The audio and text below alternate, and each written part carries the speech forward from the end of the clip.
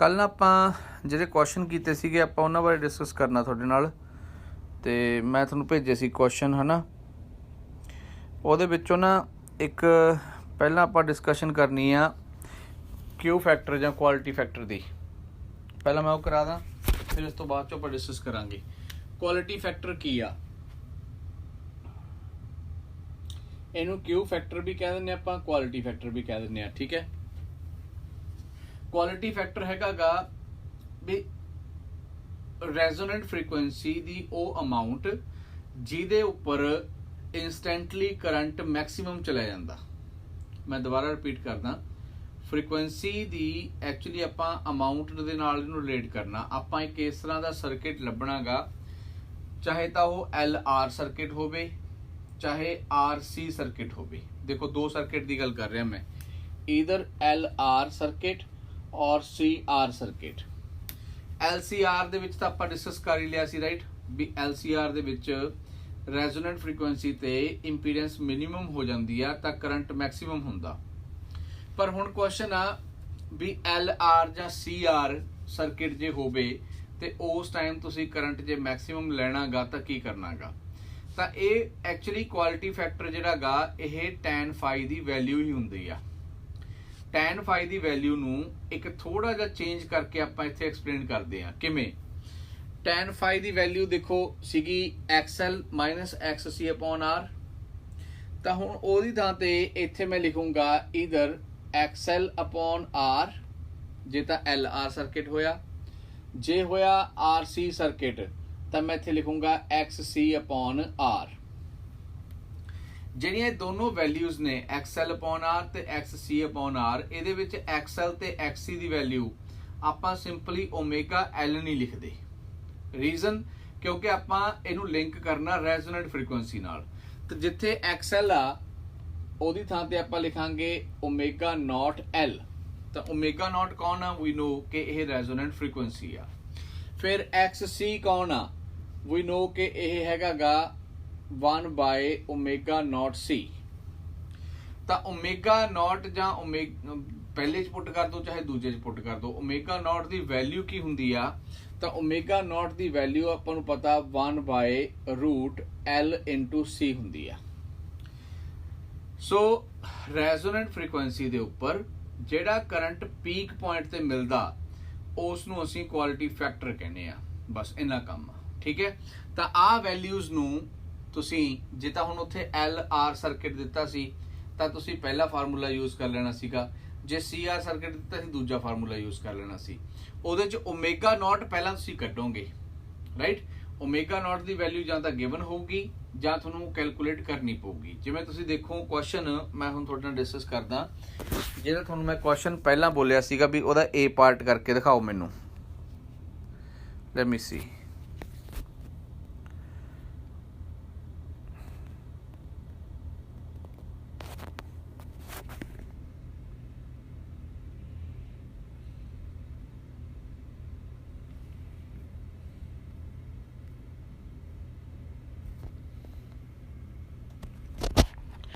Question number 15 ਸੀਗਾ ਤੁਹਾਨੂੰ, ਜਿਹੜੇ ਮੈਂ ਭੇਜੇ ਸੀਗੇ 2 ਪੇਜ, ਉਹਨਾਂ 'ਚ ਕੁਐਸਚਨ ਨੰਬਰ 15 ਸੀਗਾ। ਪਹਿਲਾ ਕੁਐਸਚਨ ਸੀ ਵੀ ਸੋਰਸ ਫ੍ਰੀਕੁਐਂਸੀ ਵਿਚ ਡਰਾਈਵਸ ਦਾ ਸਰਕਿਟ ਇਨ ਰੈਜ਼ੋਨੈਂਸ। ਮੈਂ ਤੁਹਾਨੂੰ ਵੌਇਸ ਮੈਸੇਜ ਕੀਤਾ ਸੀ ਉਦੋਂ ਵੀ ਤੁਸੀਂ ਆਹ ਫ੍ਰੀਕੁਐਂਸੀ ਕੱਢ ਲੈਣੀ ਆ। ਤਾਂ ਦੇਖੋ ਉਹ 'ਚ L ਤੇ C ਗਿਵਨ ਸੀ, ਠੀਕ ਹੈ ਨਾ। L ਗਿਵਨ ਸੀ 80 ਮਿਲੀ ਹੈਨਰੀ, C ਗਿਵਨ ਸੀ 50 ਮਾਈਕਰੋਫੈਰਡ। ਠੀਕ ਹੈ, ਤਾਂ ਉਹ ਵੈਲਿਊਜ਼ ਜਿਹੜੀਆਂ ਨੇ ਮੈਂ ਇੱਥੇ ਲਿਖਦਾ ਤਾਂ ਕਿ ਆਪਾਂ ਉਹਨੂੰ ਸੋਲਵ ਕਰ ਸਕੀਏ। ਤਾਂ ਸਾਡੇ ਕੋਲ ਸਰਕਿਟ ਦੇ ਵਿੱਚ L ਗਿਵਨ ਸੀ 80 ਮਿਲੀ ਹੈਨਰੀ, C A ਗਿਵਨ ਸੀ 50 ਮਾਈਕਰੋਫੈਰਡ। ਠੀਕ ਹੈ, ਇੱਧਰ ਨੂੰ ਕਰਦਾ ਮੈਂ ਕੈਮਰਾ ਤਾਂ ਕਿ ਦਿਖੇ ਤੁਹਾਨੂੰ ਪ੍ਰੋਪਰਲੀ। ਇੱਕ ਮਿੰਟ,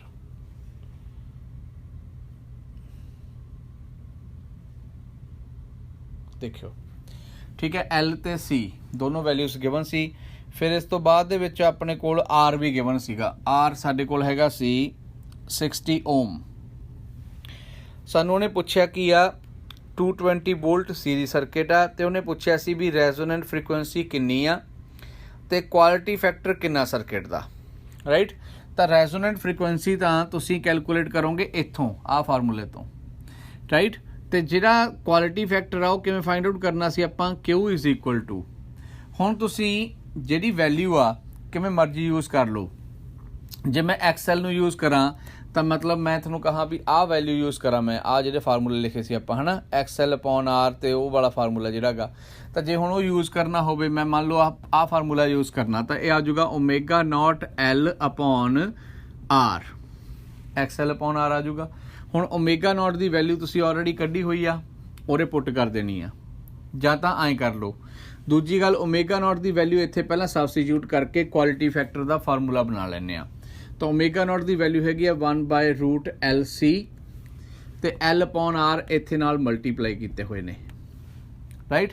ਤਾਂ ਜੇ ਹੁਣ ਤੁਸੀਂ ਦੇਖੋ L ਇੱਕ L ਨਾਲ ਕੈਂਸਲ ਆਊਟ ਹੋ ਜਾਊਗਾ ਰੂਟ ਦੇ ਵਿੱਚ, ਤਾਂ ਰੂਟ ਇਹ ਆ ਜਾਊਗਾ ਆਪਣੇ ਕੋਲ 1/R, ਠੀਕ ਹੈ, ਰੂਟ L/C ਆ ਜਾਊਗਾ ਕੁਆਲਿਟੀ ਫੈਕਟਰ। ਤਾਂ ਇਸ ਤਰ੍ਹਾਂ ਕਰਕੇ ਵੀ ਤੁਸੀਂ Q ਦੀ ਵੈਲਿਊ ਨੂੰ ਸੋਲਵ ਕਰ ਸਕਦੇ ਹੋ, ਠੀਕ ਹੈ। ਤਾਂ ਰੈਜ਼ੋਨੈਂਟ ਫ੍ਰੀਕੁਐਂਸੀ ਦੀ ਹੈਲਪ ਨਾਲ ਕੱਢ ਲਓ, ਚਾਹੇ ਫਾਰਮੂਲਾ ਇੱਥੇ ਪੁੱਟ ਕਰਕੇ। ਜੇ ਇੱਥੇ ਨਹੀਂ ਪੁੱਟ ਕਰਨਾ, ਡਾਇਰੈਕਟ ਤੁਹਾਨੂੰ Q ਫੈਕਟਰ ਕੈਲਕੂਲੇਟ ਕਰਨ ਨੂੰ ਕਹਿ ਦਿੰਦਾ, ਤਾਂ 1/R √L/C ਲਾ ਦੇਣਾ। ਤੇ ਇਹਦੇ 'ਚ ਜਿਹੜੀ ਵੈਲਿਊ ਪੁੱਟ ਕਰਨੀ ਆ ਮੈਂ ਤੁਹਾਨੂੰ ਸਮਝਾਈ ਹੋਈ ਆ ਵੀ ਆਪਾਂ ਮਾਈਕਰੋ ਆ 10⁻⁻6 ਯੂਜ਼ ਕਰਨਾ, ਮਿਲੀ ਆ 10⁻⁻3 ਪੁੱਟ ਕਰਨਾ, ਉਹ ਕਰਨਾ ਹੀ ਕਰਨਾ ਗਾ, ਠੀਕ ਹੈ। ਜੇ ਉਹਨੂੰ ਸੋਲਵ ਕਰਨ 'ਚ ਤੁਹਾਨੂੰ ਕਨਫਿਊਜ਼ਨ ਹੁੰਦੀ ਆ, ਲੈਟ ਮੀ ਨੋ, ਮੈਂ ਫਿਰ ਤੁਹਾਨੂੰ ਐਕਸਪਲੇਨ ਕਰ ਦੂੰਗਾ ਵੀ how to use the power of 10, ਠੀਕ ਹੈ ਜੀ। ਇਹ ਕੁਐਸਚਨ ਤਾਂ ਇਸ ਤਰ੍ਹਾਂ ਸੀਗਾ। ਫਿਰ ਇੱਕ ਮੈਂ ਤੁਹਾਨੂੰ ਕੁਐਸਚਨ ਦਿੱਤਾ ਸੀ, ਇਹਦੇ ਵਿੱਚ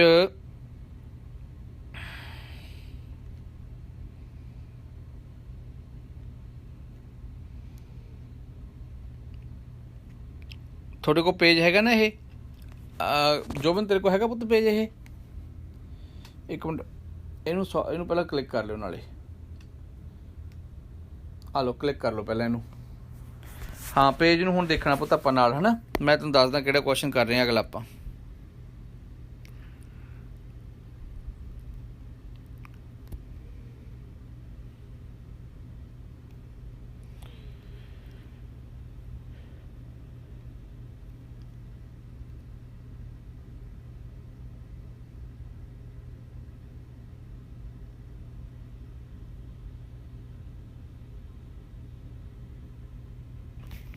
ਓਕੇ, ਹੁਣ ਇੱਕ ਨਾ ਇਹਦੇ 'ਚ ਜਿਹੜੀ ਗੱਲ ਆਪਾਂ ਹੋਰ ਐਡ ਕਰਨੀ ਆ, ਜੋ ਮੈਂ ਤੁਹਾਨੂੰ ਹੁਣ ਤੱਕ ਕਰਵਾਇਆ ਗਾ, ਮੈਂ ਤੁਹਾਨੂੰ ਸਟਾਰਟਿੰਗ ਦੇ ਵਿੱਚ ਥੋੜ੍ਹੀ ਜਿਹੀ ਗੱਲ ਦੱਸੀ ਸੀ।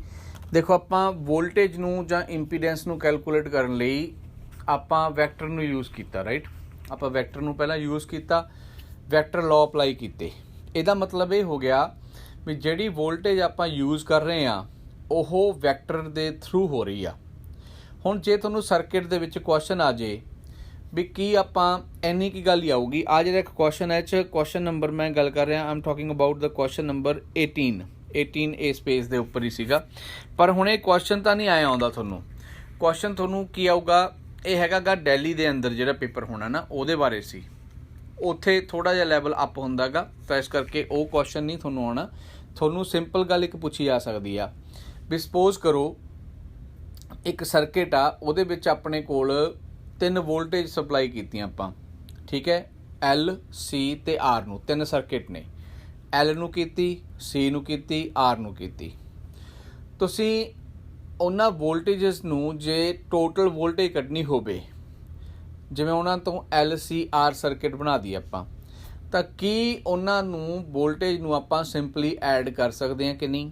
ਲੈਟਸ ਸੇ ਮੈਂ ਤੁਹਾਨੂੰ ਕਹਾਂ ਵੀ L, C ਤੇ R ਤਿੰਨਾਂ ਨੂੰ, ਠੀਕ ਹੈ, ਆਏ ਆਪਾਂ ਸੋਲਵ ਕਰਦੇ ਹਾਂ ਕੁਐਸਚਨ ਨੂੰ। ਮੈਂ ਇੱਥੇ ਸਿਖਾਉਣਾ ਤੁਹਾਨੂੰ ਇੱਕ ਮਿੰਟ। L, C ਤੇ R, ਹੁਣ ਜੇ ਤਾਂ ਇੱਥੇ ਲੱਗੀ ਹੁੰਦੀ ਬੈਟਰੀ ਤਾਂ ਓਮਸ ਲਾਅ ਅਪਲਾਈ ਹੋਣਾ ਸੀ। ਮਤਲਬ ਓਮਸ ਲਾਅ ਅਪਲਾਈ ਕਿਵੇਂ ਹੋਣਾ ਸੀਗਾ ਵੀ voltage across L, voltage across C ਤੇ ਵੋਲਟੇਜ ਅਕ੍ਰੋਸ R, ਤਿੰਨਾਂ ਦੀ ਵੋਲਟੇਜ ਜਿਹੜੀ ਇਹਨਾਂ ਨੇ ਲੈਣੀ ਸੀ ਉਹ ਬੈਟਰੀ ਦੇ ਟੋਟਲ ਇਕੁਅਲ ਆ ਜਾਣੀ ਸੀਗੀ। ਮੰਨ ਲਓ ਬੈਟਰੀ ਲੱਗੀ ਹੈ ਇੱਥੇ, ਸੋ ਮੈਂ ਪਹਿਲਾਂ ਬੈਟਰੀ ਲਗਾ ਰਿਹਾ। ਜਦੋਂ ਬੈਟਰੀ ਲਗਾ ਰਿਹਾ, ਲੈਟਸ ਸੇ ਦੀ ਵੋਲਟੇਜ ਹੈਗੀ ਆ 200 ਬੈਟਰੀ ਦੀ, ਠੀਕ ਹੈ। ਇੱਕ ਐਗਜ਼ਾਮਪਲ ਆ ਇਕੱਲੀ, 200 ਦੇ ਵਿੱਚੋਂ ਜਿਹੜੀ ਪੋਟੈਂਸ਼ੀਅਲ ਲਾਸ ਹੋਇਆ ਅਕ੍ਰੋਸ L ਉਹ ਹੋ ਗਿਆ 80 ਵੋਲਟ। ਤਾਂ 200 ਚੋਂ 80 ਇਹਦੇ ਕੋਲ ਗਏ, 120 ਰਹਿ ਗਏ, ਰਾਈਟ। 120 ਚੋਂ ਲੈਟਸ ਸੇ ਜਿਹੜਾ 50 ਸੀ ਉਹ ਅਕ੍ਰੋਸ ਕੈਪੈਸਿਟਰ ਹੋ ਗਿਆ, ਤਾਂ ਰਹਿ ਗਏ 70 ਉਹ ਕ੍ਰੋਸ ਰੈਜ਼ਿਸਟੈਂਸ ਹੋ ਗਿਆ। ਤਾਂ ਬੈਟਰੀ ਜੇ ਲੱਗੀ ਆ ਉਸ ਕੇਸ ਦੇ ਅੰਦਰ L C ਤੇ R ਤਿੰਨਾਂ ਨੇ ਟੋਟਲ ਮਿਲਾ ਕੇ ਬੈਟਰੀ ਤੋਂ ਵਧਾਉਣਾ ਨਹੀਂ, ਠੀਕ ਹੈ ਨਾ। ਤਾਂ ਦੇਖੋ 80 + 50 130 + 70 200 ਹੋ ਗਿਆ। ਤਾਂ ਇੱਥੇ ਮੈਂ ਕਹਿ ਸਕਦਾ ਵੀ ਅਲਜਬਰਿਕ ਸਮ ਦੇ ਇਕੁਅਲ ਆ। ਰੀਜ਼ਨ ਕਿਉਂਕਿ ਡਾਇਰੈਕਟ ਕਰੰਟ ਡਿਫਰੈਂਟ ਵੇ ਨਾਲ ਬਿਹੇਵ ਕਰਦਾਗਾ L C ਤੇ R ਦੇ ਨਾਲ। ਅਸੀਂ ਇਹ ਡਿਸਕਸ ਕੀਤੀ ਹੋਈ ਹੈ ਗੱਲ। ਹੁਣ ਜੇ ਇਹਦੀ ਥਾਂ ਤੇ ਉਹੀ ਸਰਕਟ ਦੇ ਵਿੱਚ ਆਪਣੇ ਕੋਲ L ਹੋਵੇ, C ਹੋਵੇ, R ਹੋਵੇ, ਤੇ ਆਪਾਂ ਲਗਾ ਲਈਏ 200 ਵੋਲਟ AC ਜਾਂ 220 ਵੋਲਟ AC, ਠੀਕ ਹੈ, 50 ਹਰਟਜ਼। ਕਿ ਹੁਣ ਵੀ L C ਤੇ R ਨੂੰ ਅਲਜਬਰਿਕਲੀ ਡਿਵਾਈਡ ਹੋਊਗੀ ਵੋਲਟੇਜ? ਤਾਂ ਆਨਸਰ ਹੈਗਾ ਨੋ, ਨਹੀਂ ਹੋਣੀ, ਠੀਕ ਹੈ। ਕਿਉਂ? ਕਿਉਂਕਿ ਇਹ ਫੇਜ਼ਰ ਦੇ ਥਰੂ ਚੱਲਦੀ ਆ, ਫੇਜ਼ ਡਿਫਰੈਂਸ ਦੇ ਥਰੂ ਚੱਲਦੀ ਆ, ਡਾਇਰੈਕਸ਼ਨ ਦੇ ਥਰੂ ਚੱਲਦੀ ਆ। ਤਾਂ ਜੇ ਤੁਹਾਨੂੰ ਪੁੱਛੇ ਵੀ ਇਹਦੀ ਫਿਰ ਨੈਟ ਵੋਲਟੇਜ ਕਿੰਨੀ ਹੋਊਗੀ, L C ਤੇ R ਕੋਲ ਕਿੰਨੀ ਵੋਲਟੇਜ ਆਊਗੀ, ਕੀ 220 ਜਾਊਗੀ? ਤਾਂ ਆਪਾਂ ਕਹਾਂਗੇ ਇਹਦੇ ਕੋਲ ਜਿਹੜੀ ਵੋਲਟੇਜ ਜਾਊਗੀ ਉਹ ਆ ਹੋਊਗੀ। ਯਾਦ ਕਰੋ ਆਪਾਂ ਇਹ ਫਾਰਮੂਲਾ ਡਰਾਈਵ ਕੀਤਾ ਸੀ, VL - VC ਦਾ ਸਕੁਅਰ ਪਲੱਸ VR ਦਾ ਸਕੁਅਰ। ਤਾਂ ਆਪਾਂ ਉੱਥੇ ਵੈਕਟਰ ਲਾਅ ਅਪਲਾਈ ਕਰਤਾ ਜਿਹਦੇ ਥਰੂ ਆਪਾਂ ਨੇ ਵੋਲਟੇਜ ਕੱਢੀ ਸੀਗੀ। ਆਹ ਵੋਲਟੇਜ ਜਾਊਗੀ, ਤਾਂ ਰਿਜ਼ਲਟੈਂਟ ਵੋਲਟੇਜ ਜਿਹੜੀ ਆ ਉਹ LCR ਸਰਕਟ ਨੂੰ ਮਿਲਦੀ ਆ, ਨਾ ਕਿ ਅਲਜਬਰਿਕ ਸਮ, ਠੀਕ ਹੈ। ਤਾਂ ਇਹ ਵੈਕਟਰ ਲਾਅ ਨੂੰ ਓਬੇ ਕਰਦੀ ਆ, ਇਸ ਕਰਕੇ ਅਲਜਬਰਿਕਲੀ ਆਪਾਂ ਇਹਨਾਂ ਨੂੰ ਐਡ ਨਹੀਂ ਕਰ ਸਕਦੇ। ਗੱਲ ਸਮਝ ਲੱਗ ਗਈ? ਅਲਜਬਰਿਕਲੀ ਆਪਾਂ ਐਡ ਨਹੀਂ ਕਰ ਸਕਦੇ। ਜੇ ਤੁਹਾਨੂੰ ਕਹਿ ਦੇ ਵੀ L ਨੂੰ ਮੈਂ 200 ਦਿੱਤੀ, C ਨੂੰ ਮੈਂ 220 ਦਿੱਤੀ, ਠੀਕ ਹੈ, ਤੇ R ਨੂੰ ਮੈਂ 250 ਦਿੱਤੀ, ਕਿ ਇਹਦਾ ਮਤਲਬ ਇੰਨੀ ਵੋਲਟੇਜ ਚਲੀ ਗਈ ਇਹਨਾਂ ਕੋਲ? ਤਾਂ ਤੁਸੀਂ ਸੋਚ ਕੇ ਦੇਖੋ, ਜੇ 200 220 ਤੇ 250 ਦੇ ਦੇਣ ਤਾਂ ਫਿਰ ਇਹਦਾ ਮਤਲਬ ਟਰਾਂਸਫਾਰਮਰ ਸਾਨੂੰ ਹੀ ਚਾਹੀਦਾ ਇਕੱਲਿਆਂ ਨੂੰ ਘਰ 'ਚ, ਰਾਈਟ। ਕਿਉਂਕਿ ਟਰਾਂਸਫਾਰਮਰ ਦੇ ਕੋਲ ਵੋਲਟੇਜ ਹਾਈ ਹੁੰਦੀ ਹੈ ਤੇ ਜਿਹੜੀ ਡਿਵਾਈਡ ਹੋ ਜਾਂਦੀ ਹੈ ਘਰਾਂ ਦੇ ਵਿੱਚ, ਤਾਂ ਇਹਦਾ ਮਤਲਬ ਇਕੱਲਾ ਟਰਾਂਸਫਾਰਮਰ ਮੈਨੂੰ ਚਾਹੀਦਾ। ਤਾਂ ਹਰ ਇੱਕ ਘਰ ਨੂੰ ਇੱਕ ਟਰਾਂਸਫਾਰਮਰ ਚਾਹੀਦਾ ਸੀ। ਇਸ ਕਰਕੇ ਅਲਟਰਨੇਟਿੰਗ ਕਰੰਟ ਜਿਹੜਾ ਗਾ ਉਹ ਅਲਟਰਨੇਟਿੰਗ ਵੋਲਟੇਜ ਦੇ ਥਰੂ ਅਲਜਬਰਿਕਲੀ ਨਹੀਂ ਆਉਂਦਾ, ਠੀਕ ਹੈ, ਫੇਜ਼ਰ ਦੇ ਥਰੂ ਆਉਂਦਾ ਗਾ, ਠੀਕ ਹੈ। ਤਾਂ ਜੇ ਹੁਣ ਤੁਸੀਂ ਕਦੇ ਇਹ ਵਰਡ ਸੁਣਨਾ ਹੋਵੇ, ਆਪਣੇ ਪੇਰੈਂਟਸ ਨੂੰ ਅੱਜ ਪੁੱਛਿਓ ਵੀ ਆਪਣੇ ਜਿਹੜੇ ਘਰਾਂ ਦੇ ਬਾਹਰ ਲੱਗੇ ਮੀਟਰ ਨੇ ਤੇ ਜਿਹੜੀ ਲਾਈਟ ਆਪਣੇ ਆਉਂਦੀ ਆ, ਵੀ ਕੀ ਕੋਈ ਫੇਜ਼ ਨਾਂ ਦੀ ਚੀਜ਼ ਹੁੰਦੀ ਆ? ਤਾਂ ਜਿਹੜੀ ਪੰਜਾਬੀ 'ਚ ਵਰਡ ਬੋਲਦੇ ਆਪਾਂ ਫੇਜ਼ ਨਹੀਂ ਕਹਿੰਦੇ। ਪੰਜਾਬੀ 'ਚ ਜੇ ਆਪਾਂ ਘਰਾਂ 'ਚ ਪੁੱਛਣਾ ਹੋਵੇ ਕਾਮਨਲੀ ਵਰਡ ਯੂਜ਼ ਕੀਤਾ ਜਾਂਦਾ ਗਾ, ਦੈਟ ਇਜ਼ ਫੇਸ, ਠੀਕ ਹੈ। ਤਾਂ ਆਪਾਂ ਕਹਿੰਦੇ ਆ 2 ਫੇਸ ਦੀ ਆ, 3 ਫੇਸ ਦੀ ਆ। ਇਹ ਪੁੱਛ ਕੇ ਦੇਖਿਓ, ਤੁਹਾਨੂੰ ਪਤਾ ਲੱਗ ਜਾਊਗਾ। ਉੱਥੋਂ ਫੇਸ ਡਿਫਰੈਂਸ ਦਾ ਥੋੜ੍ਹਾ ਬਹੁਤਾ ਆਈਡੀਆ ਹੋਊਗਾ ਵੀ ਕੀ ਆ ਫੇਸ, ਠੀਕ ਹੈ। ਤਾਂ ਇਹਨੂੰ ਪਹਿਲਾਂ ਕਲਿੱਕ ਕਰ ਲਓ ਤਾਂ ਕਿ ਅਲਜਬਰਿਕਲੀ ਤੁਹਾਨੂੰ ਪਤਾ ਲੱਗ ਜਾਵੇ ਵੀ ਗੱਲ ਕਿਹਦੀ ਹੋਈ ਸੀਗੀ।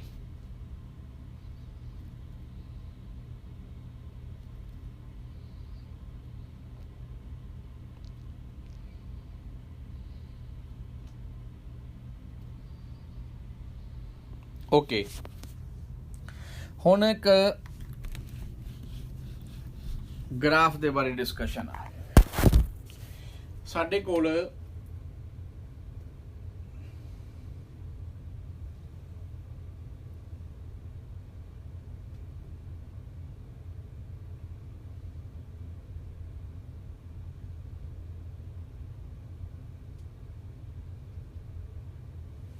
ਆਏ ਨਾ 2 ਗ੍ਰਾਫ ਦਿੱਤੇ ਹੋਏ ਨੇ, ਠੀਕ ਹੈ। ਦੋਨੋਂ ਗ੍ਰਾਫ ਦੇ ਵਿੱਚ ਉਹਨੇ ਕਹਿਤਾ ਵੀ ਇੱਥੇ ਪੀਕ ਆ ਦੋਨਾਂ ਦੀ, ਯਾਨੀ ਕਿ ਇਹਦੀ ਪੀਕ ਇੱਥੇ ਆ, ਇਹਦੀ ਪੀਕ ਇੱਥੇ ਆ। ਆ ਕਰੰਟ ਆ, ਇੱਧਰ ਕਰੰਟ ਆ ਤੇ ਇੱਧਰ ਫ੍ਰੀਕੁਐਂਸੀ ਆ, ਤੇ ਆ ਜਿਹੜੀ ਆ ਇਹ ਹੈਗੀ ਆ ਰੈਜ਼ੋਨੈਂਟ ਫ੍ਰੀਕੁਐਂਸੀ। ਤਾਂ ਇਨਡਾਇਰੈਕਟਲੀ ਉਹਨੇ ਮੈਂਸ਼ਨ ਕੀਤਾ ਵੀ ਰੈਜ਼ੋਨੈਂਟ ਫ੍ਰੀਕੁਐਂਸੀ ਤੇ 2 ਪੀਕ ਵੈਲਿਊ ਸਾਡੇ ਕੋਲ ਆਈਆਂ ਨੇ। ਤਾਂ ਪਹਿਲੀ ਗੱਲ, ਇਹਨਾਂ ਚੋਂ LCR ਸਰਕਿਟ ਕਿਹੜਾ ਗਾ, ਤੇ ਦੂਜੀ ਗੱਲ, ਤੁਸੀਂ ਕਿਹਨੂੰ ਜ਼ਿਆਦਾ ਪ੍ਰੈਫਰੈਂਸ ਦਵੋਗੇ, ਕਰਵ ਇਹਨੂੰ ਜਾਂ ਇਹਨੂੰ? ਮੈਂ ਇਹਦੇ ਨਾਮ ਲਿਖ ਦਿੰਨਾ, ਇਹਦਾ ਨਾਮ A ਲਿਖ ਦਿੰਨੇ ਆ, ਇਹਦਾ ਨਾਮ ਆਪਾਂ B ਲਿਖ ਦਿੰਨੇ ਆ। ਤੇ 2 ਕਰਵ ਨੇ ਆਪਣੇ ਕੋਲ, ਠੀਕ ਹੈ। ਦੋਨਾਂ ਤੋਂ ਵਿੱਚੋਂ ਤੁਸੀਂ ਕਿਹਨੂੰ ਜ਼ਿਆਦਾ ਪ੍ਰੈਫਰੈਂਸ ਦਿਓਗੇ ਜਾਂ ਕਿਹਨੂੰ ਜ਼ਿਆਦਾ ਇੰਪਲੀਮੈਂਟ ਕਰੋਗੇ ਐਜ਼ ਅ ਕੁਆਲਿਟੀ। ਤਾਂ ਜੇ ਹੁਣ ਆਪਾਂ ਗੱਲ ਕਰੀਏ ਕੁਆਲਿਟੀ ਦੀ, ਤਾਂ ਯਾਦ ਕਰੋ ਓਮੇਗਾ ਨॉट ਦੇ ਉੱਪਰ ਜੇ ਕਰੰਟ ਦੀ ਵੈਲਿਊ ਦੇਖੀ ਜਾਵੇ ਇੱਥੇ ਵੱਧ ਆ ਰਹੀ ਆ, ਤੇ ਇਹ ਕਰੰਟ ਦੀ ਵੈਲਿਊ ਇੱਥੇ ਵੱਧ ਆਉਣ ਦੇ ਨਾਲ ਨਾਲ ਤੁਸੀਂ ਇਹ ਵੀ ਦੇਖਣਾ ਵੀ ਆਹ ਕਰਵ ਜਿਹੜਾ ਗਾ ਉਹ ਜ਼ਿਆਦਾ ਸ਼ਾਰਪ ਆ ਤੇ ਜਿਹੜਾ ਇਹ ਕਰਵ ਆ ਉਹ ਜ਼ਿਆਦਾ ਵਾਈਡ ਆ, ਰਾਈਟ। ਹੁਣ ਕੱਲ ਇੱਕ ਮੈਂ ਤੁਹਾਨੂੰ ਲੈਕਚਰ ਦੇ ਵਿੱਚ ਪਹਿਲਾਂ ਇੱਕ ਵਾਰੀ ਡਿਸਕਸ਼ਨ ਕੀਤੀ ਸੀਗੀ ਵੀ ਆਪਾਂ ਰੈਜ਼ੋਨੈਂਟ ਫ੍ਰੀਕੁਐਂਸੀ ਵਰਤਦੇ ਕਿਉਂ ਆ। ਮੈਂ ਤੁਹਾਨੂੰ ਦੱਸਿਆ ਸੀ ਮੋਸਟਲੀ ਇਹਨੂੰ ਇੰਸਟੈਂਟੇਨੀਅਸ ਕਰੰਟ ਲਈ ਯੂਜ਼ ਕੀਤਾ ਜਾਂਦਾ ਵੀ ਸਡਨਲੀ, ਰਾਈਟ, ਯਾਦ ਹੈ ਨਾ। ਤਾਂ ਜਿਵੇਂ ਮੈਂ ਤੁਹਾਨੂੰ ਕਹਾਂ ਵੀ ਸੈਂਸਰ ਆ ਮੈਟੈਲਿਕ ਯੂਜ਼ ਕਰਨ ਵਾਲਾ ਮੈਟਲ ਡਿਟੈਕਟਰ। ਮੈਟਲ ਡਿਟੈਕਟਰ ਦਾ ਕੰਮ ਕੀ ਆ, ਉਸ ਮੋਮੈਂਟ ਲਈ ਮੈਟਲ ਨੂੰ ਡਿਟੈਕਟ ਕਰਕੇ ਦੱਸਣਾ। ਤੁਸੀਂ ਮੈਟਲ ਡਿਟੈਕਟਰ ਫੜਿਆ ਹੋਇਆਗਾ, ਆ ਨੰਬਰ ਆਫ ਪੀਪਲ, ਤੁਸੀਂ ਉਹਨਾਂ ਨੂੰ ਸਕੈਨ ਕਰ ਰਹੇ ਹੋ, ਤੁਹਾਡੀ ਇਹ ਜੌਬ ਆ, ਤੁਸੀਂ ਉੱਥੇ ਖੜੇ ਹੋ ਸਕੈਨ ਕਰ ਰਹੇ ਹੋ, ਠੀਕ ਹੈ। ਹੁਣ ਤੁਸੀਂ ਜਿਹਨੂੰ ਸਕੈਨ ਕਰਤਾ, ਲੈਟਸ ਸੇ ਉਹਦੇ ਕੋਲ ਮੈਟਲ ਆ ਗਿਆ, ਤਾਂ ਤੁਹਾਡਾ ਜਿਹੜਾ ਡਿਟੈਕਟਰ ਆ ਉਹ ਬੀਪ ਕਰਨਾ ਸ਼ੁਰੂ ਕਰ ਦੂਗਾ।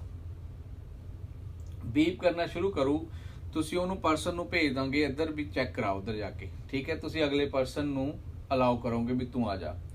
ਹੁਣ ਉਹ ਆਲਰੇਡੀ ਬੀਪ ਕਰ ਰਿਹਾ, ਤੁਸੀਂ ਉਹਨੂੰ ਦੂਜੇ ਪਰਸਨ ਨੂੰ ਕਿਵੇਂ ਸਕੈਨ ਕਰ ਸਕਦੇ ਹੋ? ਦੈਟ ਮੀਨਸ ਤੁਹਾਨੂੰ ਵੇਟ ਕਰਨੀ ਪਊ, ਰਾਈਟ, ਵੀ ਜਦੋਂ ਉਹ ਬੀਪ ਕਰਨਾ ਬੰਦ ਹੋਊਗਾ ਮੈਂ ਉਹ ਦੂਸਰੇ ਪਰਸਨ ਨੂੰ ਚੈੱਕ ਕਰ ਸਕਦਾ।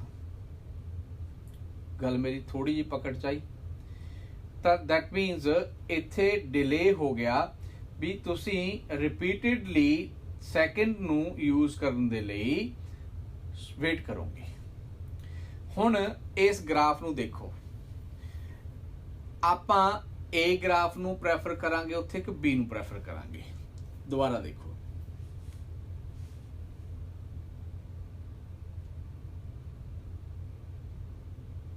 ਸੀ ਹਾਂ ਕਿਉਂ ਕਰਾਂਗੇ? ਕਿਉਂਕਿ ਇੰਸਟੈਂਟੇਨੀਅਸਲੀ ਆਇਆ ਤੇ ਉਸ ਤੋਂ ਬਾਅਦ ਚੋਂ ਕਰੰਟ ਜਲਦੀ ਘਟ ਗਿਆ ਐਜ਼ ਕੰਪੇਅਰ ਟੂ B ਦੇ ਵਿੱਚ ਕਰੰਟ ਹੌਲੀ ਹੌਲੀ ਵਧਿਆ ਤੇ ਲੰਬੇ ਟਾਈਮ ਲਈ ਵਧੂਗਾ ਤੇ ਲੰਬੇ ਟਾਈਮ ਦੇ ਵਿੱਚ ਹੀ ਉਹ ਘਟੂਗਾ। ਤਾਂ ਮੈਂ A ਨੂੰ ਪ੍ਰੈਫਰ ਕਰੂੰਗਾ ਐਜ਼ ਕੰਪੇਅਰ ਟੂ B। ਕਾਹਦੇ ਲਈ? ਟੂ ਇੰਪਲੀਮੈਂਟ ਰੈਜ਼ੋਨੈਂਸ, ਠੀਕ ਹੈ। ਤਾਂ ਆ ਜਿਹੜੀ ਕੁਐਸਚਨ ਆ ਇਹਦੇ ਵਿੱਚੋਂ A ਜਿਹੜਾ ਗਾ ਹੈਜ਼ ਬੈਟਰ ਕੁਆਲਿਟੀ, ਐਂ ਕਹਿ ਲਓ, ਦੈਨ B, ਠੀਕ ਹੈ। ਕਿਉਂ ਆ? ਕਿਉਂਕਿ ਉਹ ਜਲਦੀ ਇਨਕਰੀਜ਼ ਹੋਇਆ ਤੇ ਜਲਦੀ ਹੀ ਡਿਕਰੀਜ਼ ਹੋ ਗਿਆ, ਠੀਕ ਹੈ ਜੀ। ਕਰ ਲਓ ਕਲਿੱਕ ਇਹਨੂੰ।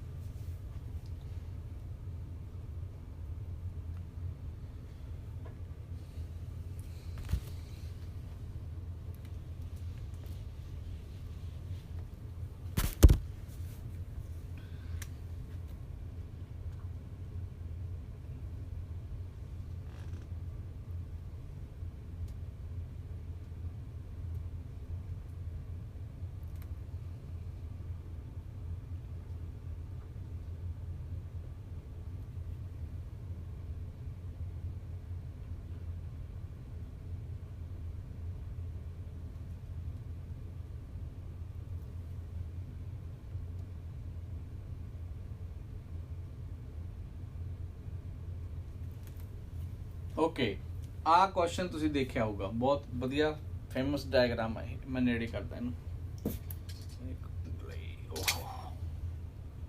ਓਕੇ, ਤਾਂ ਕਿ ਤੁਹਾਨੂੰ ਪ੍ਰੋਪਰਲੀ ਡਾਟ ਲਾਈਨਸ ਵਗੈਰਾ ਦਿਖਣ। ਮੈਂ ਇੱਥੇ 3 ਕਰਵ ਡਰਾ ਕੀਤੇ ਨੇ। ਪਹਿਲਾ ਕਰਵ ਇੱਥੋਂ ਸ਼ੁਰੂ ਹੁੰਦਾਗਾ ਤੇ ਇਹ ਕਰਵ ਐਂ ਜਾ ਰਿਹਾ, ਇਹਨੂੰ ਮੈਂ ਐਲੀਮੈਂਟ X ਲਿਖ ਦੂੰਗਾ। दूसरा डॉटेड कर्व आ, इनू मैं एलिमेंट Y लिख दूंगा। तीसरा डार्क लाइन कर्व आ, इनू मैं Z लिख दूंगा। सो आई हैव 3 एलिमेंट्स, ठीक है। हुण तुसी मैं तुहानूं कहा भी ये जिहड़ा ग्राफ आ, ये जिहड़ा कर्व आ अपने कोल, ये वोल्टेज टाइम कर्व आ। ठीक है, वोल्टेज टाइम कर्व आ ते तुसी पहचानना गा भी इन्हां चों एक्स वाई एंड Z जिहड़े ने यह किहड़े किहड़े एलीमेंट ने। ठीक है, एक्स वाई एंड Z किहड़े किहड़े एलीमेंट ने, इन्हां चों कौन L आ, कौन C आ ते कौन R आ। हुण ये आपां उदों पहचानांगे जे सानू एक रूल असी जिहड़ा पहलां कीता सी ਉਹ समझिया होगा। तो जे तुहानू मैं इत्थे कहां भी जे तुसी इस तरह का आंसर देना, तुसी ना वोल्टेज जां करंट दे विचों एक नू याद रखना। मैं हुण ਉਹ तुहानू समझा रहा उरे भी आपां ਉਹਨੂੰ फिक्स किवें करना। तो लेट्स से मैं वोल्टेज नू फिक्स करा तो मैनू पता भी आर दे केस च वोल्टेज जिहड़ी आ ਉਹ डायरैक्टली डिपेंड करदी आ साइन ओमेगा टी ते, राइट। तो मैनू पता भी वोल्टेज अक्रॉस आर जिहड़ी आ ਉਹ इन फेज हुंदी आ। ओके, हुण एल दी गल करिए। एल दे विच वोल्टेज लीड करदी है जां लैग करदी है, तो मैनू पता वोल्टेज इहदे विच लीड करदी आ ते इह किते डिपेंड कर रही हुंदी आ प्लस कॉस ओमेगा टी ते। तां आपां इहदू प्लस कॉस ओमेगा टी लिखिया। फिर कैपेसिटर दे विच वोल्टेज जिहड़ी आ ओह लैग कर रही हुंदी आ ते ओह डिपेंड कर रही हुंदी आ माइनस कॉस ओमेगा टी ते। जे तुसीं इह डेरीवेशन देखियां होणगियां उदों समझियां होणगियां तां आह चीज़ां तुहाडे ज़्यादा बैटर समझाइयां होणगियां। हुण तुसीं आह तिन्ने जिहड़ियां चीज़ां लिखियां ने इह तुहाडे लई एक मूल मंत्र हो गया। ਇਹ ਤੁਹਾਨੂੰ ਸਾਰੇ ਕਨਸੈਪਟ ਨੂੰ ਸਮਝਾਉਣ ਵਾਸਤੇ ਸਫੀਸ਼ੀਐਂਟ ਆ। ਜੇ ਹੁਣ ਆਪਣੇ ਕੋਲ ਤੁਸੀਂ ਵੋਲਟੇਜ ਨੂੰ ਯਾਦ ਰੱਖ ਲਓਗੇ ਤਾਂ ਕਰੰਟ ਨੂੰ ਤੁਹਾਨੂੰ ਯਾਦ ਰੱਖਣ ਦੀ ਲੋੜ ਨਹੀਂ। ਕਿਉਂ? ਕਿਉਂਕਿ ਉਹਨੇ ਆਪੋਜ਼ਿਟ ਚੱਲਣਾ L ਤੇ C ਲਈ। R ਦੇ ਲਈ ਸਾਨੂੰ ਪਤਾ ਵੀ ਕੋਈ ਚੇਂਜ ਨਹੀਂ ਆਉਂਦੀ। ਇੱਕ ਗੱਲ ਯਾਦ ਰੱਖਣੀ ਪਊ ਉੱਥੇ, C ਤੇ L ਦੇ ਲਈ ਤੁਹਾਨੂੰ ਪਤਾ ਵੀ ਇਹ ਤੋਂ ਆਪੋਜ਼ਿਟ ਚੱਲਣਗੇ। ਤਾਂ L ਦਾ ਜਿਹੜਾ ਉਹ I C नाल होगा ते C दा जिहड़ा I आ वो L नाल होगा। मतलब इत्थे आह I होगा, ठीक है, बिहेवियर इहदा इस तरह। पर जे मैं तुहानूं कहां भी ऐ याद रखोगे उहदे नाल फायदा नहीं I नूं रिलेट करन दा, तां तुसीं अपने आप I नूं अपोजिट कर देना। जिवें मैं एक एग्जांपल नाल तुहानूं समझा दिंदा, तुहानूं पुछ ले कोई भी दसो करंट जिहड़ा गा ਉਹ ਲੀਡ ਕਰਦਾ ਜਾਂ ਲੈਗ ਕਰਦਾ इन केस ऑफ इंडक्टर। ਤਾਂ ਦੇਖੋ ਉਹਨੇ ਜਾਣ ਕੇ ਦੋਨੋਂ ਵਰਡ ਇਕੱਠੇ ਯੂਜ਼ ਕੀਤੇ ਨੇ, ਲੀਡ ਔਰ ਲੈਗ, ਤਾਂ ਕਿ ਤੁਸੀਂ ਕਨਫਿਊਜ਼ ਹੋਵੋ। ਇੰਨੀ ਕੁ ਗੱਲ। ਪਰ ਜੇ ਤੁਸੀਂ ਆਪਣੀ ਗੱਲ ਤੇ ਪੱਕੇ ਹੋ ਤੁਸੀਂ ਕਨਫਿਊਜ਼ ਨਹੀਂ ਹੋਵੋਗੇ। ਮੈਂ ਤੁਹਾਨੂੰ ਪੁੱਛਿਆ ਵੀ ਐਲ ਦੇ ਕੇਸ 'ਚ ਕਰੰਟ ਲੀਡ ਕਰਦਾ ਜਾਂ ਲੈਗ ਕਰਦਾ। ਤੁਸੀਂ ਹੁਣ ਕਰੰਟ ਨੂੰ ਯਾਦ ਨਹੀਂ ਕਰਨਾ, ਤੁਸੀਂ ਸਿਰਫ ਵੋਲਟੇਜ ਨੂੰ ਯਾਦ ਕਰਕੇ ਰੱਖਣਾ। जे वोल्टेज तुहानूं आह याद आ तां करंट ऑपोजिट कर देना। तां तुहानूं पता L दे केस च वोल्टेज लीड करती आ, राइट।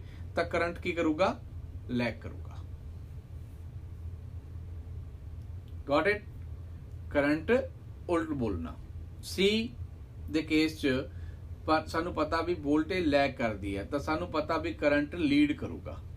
जे वोल्टेज ज़्यादा तां करंट दा ऑपोजिट कर देना, बस इन्ना काम आ। ਹੁਣ ਤੁਸੀਂ ਇਹਨਾਂ ਤਿੰਨੋਂ ਗ੍ਰਾਫ ਨੂੰ ਦੇਖ ਕੇ ਇਥੋਂ ਆ ਤਿੰਨੋਂ ਗ੍ਰਾਫ ਦੇ ਮੈਨੂੰ ਆਨਸਰ ਦਿਓ। ਇਹਨਾਂ ਚੋਂ ਮੈਨੂੰ ਬੋਲ ਤੁਸੀਂ ਉੱਥੇ ਟਾਈਪ ਕਰਨਾਗਾ x ਜਿਹੜਾ ਉਹ ਕੀ ਆ। ਜੇ ਰੈਜ਼ਿਸਟੈਂਸ ਹੋਇਆ ਤਾਂ R ਲਿਖਣਾ, ਜੇ L ਹੋਇਆ ਇੰਡਕਟਰ ਹੋਇਆ ਤਾਂ L ਲਿਖਣਾ, ਜੇ C ਹੋਇਆ ਕੈਪੈਸਿਟਰ ਹੋਇਆ ਤਾਂ C ਲਿਖ ਦੇਣਾ। x ਡੈਸ਼ ਪਾ ਕੇ L R ਜਾਂ C ਐਂ ਲਿਖ ਦੇਣਾ। ਦੱਸੋ ਮੈਨੂੰ ਆਨਸਰ।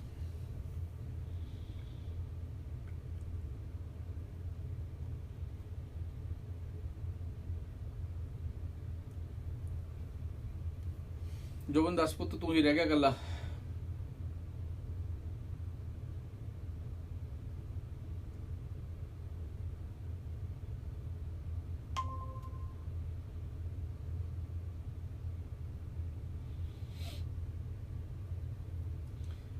मैं पूछा सीगा आंसर मेरा क्वेश्चन मेरा सुन गया कि नहीं पुत? दसो मैनू कि वॉल्यूम की प्रॉब्लम होंदी है, नहीं सुनिया?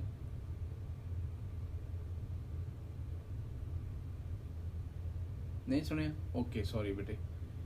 ओके तेनू नहीं सुनिया सी ना। ओके वाई आर आ let me see okay Y R ਆ ਓਕੇ ਤੁਸੀਂ ਵਾਈ ਨੂੰ ਆਰ ਕਿਹਾ ਚਲੋ ਮੈਂ ਤੁਹਾਨੂੰ ਐਂ ਕਰਦਾ ਮੈਂ ਦੁਬਾਰਾ ਬੋਲਦਾ ਸਾਰੀ ਗੱਲ ਤੇ ਮੈਂ ਤੁਹਾਨੂੰ ਆਨਸਰ ਵੀ ਬੋਲਦਾ ਨਾਲ ਤੇ ਇੱਥੇ ਲਿਖਦਾ ਇੱਧਰ ਸਾਈਡ ਤੇ ਠੀਕ ਹੈ ਇੱਧਰ ਲਿਖੂੰਗਾ ਆਨਸਰ ਮੈਂ ਓਕੇ ਤੁਸੀਂ ਧਿਆਨ ਨਾਲ ਦੇਖੋ ਪਹਿਲੀ ਗੱਲ ਤਾਂ ਤੁਹਾਨੂੰ ਇਹ ਪਤਾ ਹੋਣਾ ਚਾਹੀਦਾ ਸੀ ਵੀ ਸਾਈਨ ਕਾਸ ਤੇ ਸਾਈਨ ਦਾ ਤੇ ਕਾਸ ਦਾ ਗ੍ਰਾਫ ਕਿਵੇਂ ਹੁੰਦਾ ਜੇ ਤੁਹਾਨੂੰ ਮੈਂ ਦੁਬਾਰਾ ਰਿਪੀਟ ਕਰਾਂ ਜਿਹੜਾ ਪਲੱਸ ਸਾਈਨ ਆ ਉਹਦਾ ਗ੍ਰਾਫ ਆ ਹੁੰਦਾ ਸਾਈਨ ਓਮੇਗਾ ਟੀ ਹੈ ਜੇ ਕਾਸ ਦਾ ਗ੍ਰਾਫ ਦੇਖਣਾ ਹੋਵੇ ਪਲੱਸ ਕਾਸ ਦਾ ਗ੍ਰਾਫ ਇਹ ਹੁੰਦਾ ਜੇ ਮਾਈਨਸ ਕਾਸ ਦਾ ਦੇਖਣਾ ਹੋਵੇ ਗ੍ਰਾਫ ਤਾਂ ਆ ਹੁੰਦਾ ਤੇ ਜੇ ਆਪਣੇ ਕੋਲ ਦੇਖਣਾ ਹੋਵੇ ਮਾਈਨਸ ਸਾਈਨ ਦਾ ਗ੍ਰਾਫ ਤਾਂ ਆ ਹੁੰਦਾਗਾ ਲਓ ਮੈਂ ਆ ਗ੍ਰਾਫ ਹੀ ਬਣਾਤੇ ਸਾਰੇ ਹੁਣ ਆਨਸਰ ਸੌਖਾ ਹੋ ਗਿਆ ਨਾ ਓਕੇ ਸੌਰੀ ਬੇਟੇ ਮੈਂ ਪਹਿਲਾਂ ਮੈਨੂੰ ਉਹ ਸੀਗਾ ਵੀ ਹਾਂ ਨਹੀਂ ਪਤਾ ਲੱਗ ਰਿਹਾ ਹੋਣਾ ਸੀ ਹਨਾ ਚਲੋ ਹੁਣ ਦੇਖੋ ਸਾਈਨ ਕਾਸ ਮਾਈਨਸ ਸਾਈਨ ਹੁਣ ਤੁਸੀਂ ਇਹਨਾਂ ਨੂੰ ਰਿਲੇਟ ਕਰੋ ਇਹਨਾਂ ਗ੍ਰਾਫ ਨਾਲ ਤਾਂ ਜੇ ਧਿਆਨ ਨਾਲ ਦੇਖੋਗੇ x ਆ ਜਾ ਰਿਹਾ ਹੈਗਾ ਤਾਂ ਜਿਹੜਾ x ਹੈਗਾ ਰਾਈਟ ਇਹ ਪਲੱਸ ਸਾਈਨ ਦਾ ਗ੍ਰਾਫ ਆ ਤੇ ਹੁਣ ਆ ਜੋ ਵੀ ਵੋਲਟੇਜ ਕਿਹੜੀ ਸਾਈਨ ਓਮੇਗਾ ਟੀ ਤੇ ਡਿਪੈਂਡ ਕਰ ਰਹੀ ਆ ਤਾਂ VR ਇਹਦਾ ਮਤਲਬ x ਜਿਹੜਾ ਹੈਗਾ ਉਹ R ਆ ਠੀਕ ਹੈ ਹੁਣ ਆ ਜੋ ਦੂਸਰਾ ਗ੍ਰਾਫ y ਤੇ y ਦਾ ਗ੍ਰਾਫ ਇੱਥੋਂ ਸ਼ੁਰੂ ਹੁੰਦਾ ਦੇਖੋ ਇੱਥੋਂ ਸ਼ੁਰੂ ਹੋ ਕੇ ਐਂ ਜਾ ਰਿਹਾ ਠੀਕ ਹੈ ਤਾਂ ਜਿਹੜਾ y ਦਾ ਗ੍ਰਾਫ ਐਂ ਜਾ ਰਿਹਾ ਹੈਗਾ ਤਾਂ ਹੁਣ ਇਹ ਗ੍ਰਾਫ ਦੱਸ ਰਿਹਾ ਹੈਗਾ y ਦਾ ਵੀ ਇਹ ਗ੍ਰਾਫ ਆ ਵਾਲਾਗਾ cos ਪਲੱਸ ਦਾ ਠੀਕ ਹੈ ਨਾ ਆ ਵਾਲਾ ਗ੍ਰਾਫ ਤਾਂ ਆ ਗ੍ਰਾਫ ਆ ਪਲੱਸ cos ਤਾਂ ਹੁਣ ਜੇ ਪਲੱਸ cos ਆ ਤਾਂ ਦੇਖੋ ਇਧਰੋਂ ਪਲੱਸ cos ਕਿਹੜੀ ਵੋਲਟੇਜ ਆ ਤਾਂ ਪਲੱਸ cos L ਵਾਲੀ ਵੋਲਟੇਜ ਆ ਤਾਂ ਇਹਦਾ ਮਤਲਬ x ਜਿਹੜਾ ਸੀ ਉਹ ਤਾਂ ਆ ਗਿਆ ਆਪਣੇ ਕੋਲ R ਜਿਹੜਾ y ਆ ਉਹ ਆ ਗਿਆ ਆਪਣੇ ਕੋਲ L ਤੇ ਰਹਿ ਗਿਆ ਤੀਸਰਾ C ਰਾਈਟ ਤੇ ਤੀਸਰਾ ਕਿਵੇਂ ਪਤਾ ਲੱਗੂਗਾ ਹੁਣ ਦੇਖੋ ਮਾਈਨਸ cos ਇੱਥੋਂ ਦੇਖੋ ਧਿਆਨ ਨਾਲ ਇਧਰੋਂ ਆ ਮਾਈਨਸ cos ਠੀਕ ਹੈ ਤੇ ਜਿਹੜਾ ਮਾਈਨਸ cos ਆ ਹੁਣ ਆ ਜੋ ਇੱਧਰ ਫਾਰਮੂਲੇ ਜਿਹੜੇ ਲਿਖੇ ਨੇ ਆਪਾਂ ਇਹਨਾਂ ਤੇ ਦੇਖੋ ਮਾਈਨਸ cos ਤੇ ਇਸ ਕਰਕੇ ਮਾਈਨਸ cos ਦੇ ਨਾਲ C ਹੈਗਾ ਸੋ ਦੈਟ ਮੀਨਸ ਜਿਹੜਾ ਆਪਣੇ ਕੋਲ Z ਹੈਗਾ ਉਹ ਮਾਈਨਸ cos ਦਾ ਗ੍ਰਾਫ ਆ ਇਸ ਕਰਕੇ ਇਹ ਹੋਊਗਾ ਆਪਣੇ ਕੋਲ C ਠੀਕ ਹੈ ਜੀ ਤਾਂ L C ਤੇ R ਆ ਗਿਆ ਆਪਣੇ ਕੋਲ ਇਸ ਤਰ੍ਹਾਂ ਇੱਕ ਮਿੰਟ ਮੈਂ ਥੋੜਾ ਪਿੱਛੇ ਕਰ ਦਾਂ ਤਾਂ ਕਿ ਤੁਹਾਨੂੰ ਉੱਪਰ ਲਿਖਿਆ ਹੋਇਆ ਸਮਝ ਆ ਜਾਏ ਹੁਣ ਆ ਲਓ ਹੁਣ ਸਕਰੀਨਸ਼ਾਟ ਲੈ ਲਓ ਬਹੁਤ ਸਕਰੀਨਸ਼ਾਟ ਹੋਣੇ ਦਾ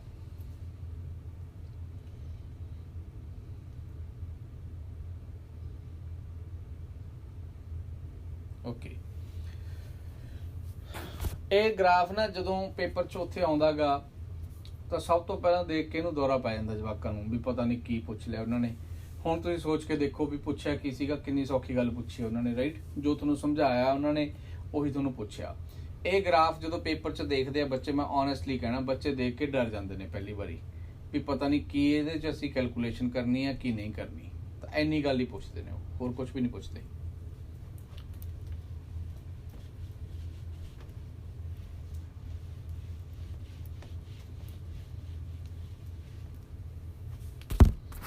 ਓਕੇ ਮੈਨੂੰ ਹੁਣ ਹਾਂ ਡਰਦੇ ਆ ਚੱਲ ਸ਼ੁਕਰ ਆ ਦੌਰਾ ਨਹੀਂ ਪਿਆ ਤੈਨੂੰ ਨਾ ਹੀ ਪਵੇ ਦੌਰਾ ਤਾਂ ਭਰਾਵਾ ਬਾਹਰ ਡਰਦੇ ਨੇ ਜਵਾਕ ਫਿਜ਼ਿਕਸ ਦਾ ਬਸ ਐਂ ਹੋਇਆ ਪਿਆ ਵੀ ਫਿਜ਼ਿਕਸ ਪਤਾ ਨਹੀਂ ਕੀ ਪਹਾੜ ਆ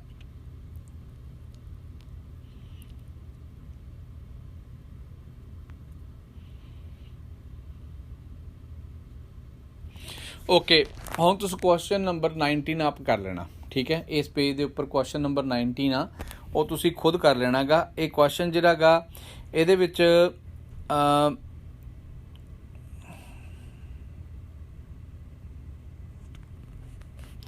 ਤੁਸੀਂ ਜਦੋਂ ਕੁਐਸਚਨ ਕਰੋਗੇ ਤਾਂ ਸੈਕਿੰਡ ਜਿਹੜਾ ਪਾਰਟ ਹੈ ਇਹਦਾ 19 ਦਾ ਪਹਿਲਾ part x and y element detect ਕਰਨੇ ਆ ਤੇ ਜਿਹੜਾ ਸੈਕਿੰਡ ਪਾਰਟ ਆ ਉਹ ਮੈਂ ਆਲਰੇਡੀ ਡਿਸਕਸ ਕੀਤਾ ਹੋਇਆ ਤੁਹਾਡੇ ਨਾਲ ये तुसीं देख लिओ थोड़ा जिहा मेरी वीडियो नूं ध्यान नाल जे देखोगे दोबारा कोई वीडियो लभ के विचों जिन्ने आपां कराए आ तां कन्फर्म हो जाऊगा। ये सब तो लैंथी चैप्टर सीगा इस करके बेटे ना तां करके इहनूं टाइम लग गया। हुण जे तुसीं आ जाओ अपने कोल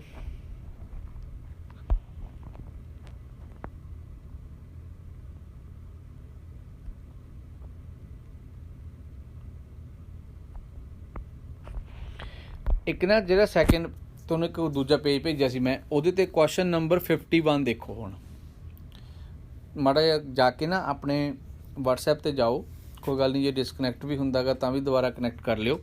स्क्रीन ते जाके 51 क्वेश्चन नंबर दूसरा पेज भेजिया सीगा। 48 49 50 51 आए क्वेश्चन ने। क्वेश्चन नंबर 51 आ।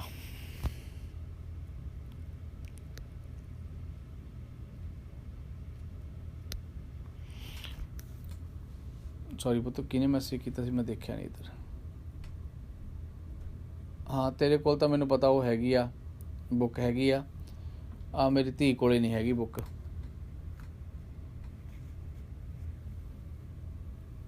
है सर ओके है हैगी आ फिर गुड वेरी गुड। 210 पेज आ फिर 210 पेज आ पुत्त।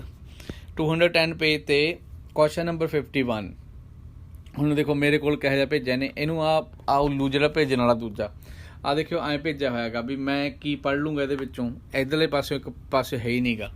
दो पेज इकट्ठे करके बस उही बैठा होऊगा चक के बुक भी चल भेजनी आ आया करके भेजते मैनू भी ऐ तां भेज ला भी बंदे ने उहने भी पढ़नी आ मूरले ने। ओके हुण क्वेश्चन है 51। A 2 microfarad capacitor 100 ohm resistor and जे मैनू इत्थे थोड़ा जिहा दिख रहा गा मेरे को ना पेज इन्ना फोल्ड होया गया उधरों मैनू मैं आइडिया जिहा लै रहा भी 8 हैनरी लिखिया होया उत्थे 8 मिली हैनरी आ 8 हैनरी आ ओके। ए 2 माइक्रोफैरड कैपेसिटर हाँ 2 microfarad capacitor 100 ohm resistor and 8 henry inductor are connected in series with an AC सोर्स। Okay what should be the frequency of the source such that the current drawn in the circuit is maximum? What is the frequency called? देखो simple हो गया। तो frequency की होगी resonant frequency. तो answer की आऊगा resonant frequency का 1/√LC। L ते C का अंडरूट कर देना 1 नाल डिवाइड कर दियो। If the peak value of the EMF of the source is 200, what is the find the maximum current? Okay, peak value ते maximum current। हुण आ चीज़ जिहड़ी आ ਇਹਨੂੰ थोड़ा जिहा समझियो। पीक वैल्यू का मतलब की हैगा थोनों उन्हें E0 देता EV नहीं हैगा। जे वो कहे भी वोल्टेज आ देखो सुन ये गल नूं सुन लिओ ध्यान नाल। जे वो कहे भी वोल्टेज आपां दित्ती वोल्टेज का मतलब वर्चुअल तो वो EV होगा।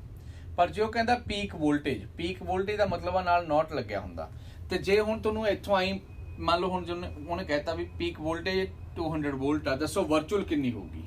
तो वर्चुअल वैल्यू कितनी होगी E0/√2 करांगे राइट। आपां √2 नाल उहनूं डिवाइड करांगे तो वर्चुअल वैल्यू कड्ढण लई √2 नाल डिवाइड करदे हुंदे आ। हुण जे तुहानूं E0 दित्ती आ उहने I0 पुछिया उहने पुछिया maximum current in the circuit की होगा। तो maximum current in the circuit होगा I0 E0/Z। ठीक है ओके। हुण इत्थे सब तो इंपॉर्टेंट गल Z कितना होगा। तो हुण तुसीं सोचते होवोगे भी Z की वैल्यू क्योंकि L दिता C दिता R दिता। ध्यान नाल सुणिओ गल।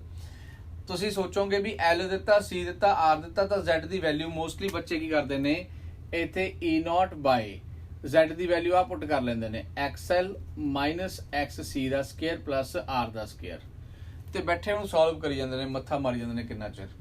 क्वेश्चन तुसीं देखो ध्यान नाल पेपर च आया होया ते पेपर दे विच क्वेश्चन जदों आउंदा तां उहने 3-4 पैटर्न बनाए ने क्वेश्चन दे एक दी। तो जो हुण इन्ने पार्ट बनाए ने उहने तां इह तां नहीं बनाए उहने भी इहदे ते अद्धा घंटा ला दो। दूजी गल पर जिहड़ा कंसैप्ट समझना जदों तुसीं मैक्सिमम करंट फाइंड आउट करना तां मैक्सिमम करंट फाइंड आउट करन लई Z की होना चाहिदा। याद करो ये मिनिमम होना चाहिदा राइट। तो Z मिनिमम कदों होगा Z मिनिमम होगा ਜਦੋਂ Z ਦੀ ਵੈਲਿਊ R ਹੋਊਗੀ, ਕਿਉਂਕਿ ਉਦੋਂ XL ਤੇ XC ਕੀ ਹੁੰਦੇ ਨੇ ਇਕੁਅਲ। ਤਾਂ ਉਹ ਗੱਲ ਕਰ ਰਿਹਾ ਰੈਜ਼ੋਨੈਂਟ ਦੀ ਹੋਈ, ਤਾਂ ਤੁਸੀਂ ਸਿੱਧਾ ਆਨਸਰ ਆਏ ਕੱਢਣਾ ਸੀ I0 is equal to E0 by R। ਠੀਕ ਹੈ, ਤਾਂ E0 ਕਿੰਨਾ 200, ਰਾਈਟ। R ਕਿੰਨਾ ਸੀਗਾ, R ਸੀ ਆਪਣੇ ਕੋਲ let me see 100, ठीक है, तो 2 आंसर आ गया। CBSE परेशान नहीं करती, तुसी ये फार्मूला कदों लगाओगे जे उन्हें कला इंपीडेंस पुछेगा, जे वो कहता मैक्सिमम करंट तो भज लो तो फार्मूले तो भी नहीं लगना। किहड़ा लगूगा, Z की वैल्यू इक्वल किहदे होगी R दे, कदों मैक्सिमम करंट गेन करने लई, तो याद रखना है।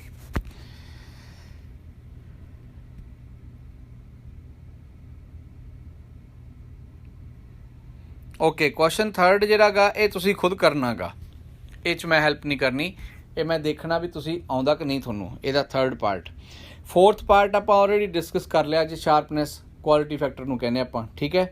Under what condition does a circuit become more selective, ਤਾਂ याद करो मैं तुहानूं ਕਿਹਾ ਸੀ ਆਪਾਂ ਕਿਹਨੂੰ सिलेक्ट करांगे, ਤਾਂ ਜਿਹੜਾ ਜਿਹਦੀ क्वालिटी ज़्यादा होगी बैटर, ਜਿਹਦੀ क्वालिटी बैटर होगी, ਜਿਹਦਾ क्वालिटी फैक्टर बैटर होगा, यानी कि जदों रेजोनेंट फ्रीकुएंसी आ तो करंट शॉर्ट इंटरवल दे लई मैक्सिमम होगा, उहनूं असीं ज़्यादा सिलेक्ट करांगे। तो जिहड़ा क्वेश्चन नंबर 4 आ उहदे च सीगा define the term sharpness of resonance. Sharpness of resonance is also called quality factor. Under what condition does a circuit become more selective, कदों होगा, जदों आपां की कहांगे उत्थे भी current will be at peak in A short interval, ठीक है। तो इस तरह करके क्वेश्चन का आंसर आ जाना सीगा। उस तो अगला क्वेश्चन है बेटे ये सेम ही आ, ये तुसीं खुद करके देखना गा, अगेन इस तरह की क्वेश्चन आ। जो बन अगला पुत मैं पेज देखदा हुणे ते 200 मेरे को जिहड़ा पेज भेजा होया इन्होंने वो 207 पेज आ पुत, 207 पेज ते चला जा, पहले इन्हूं स्क्रीनशॉट ले लो।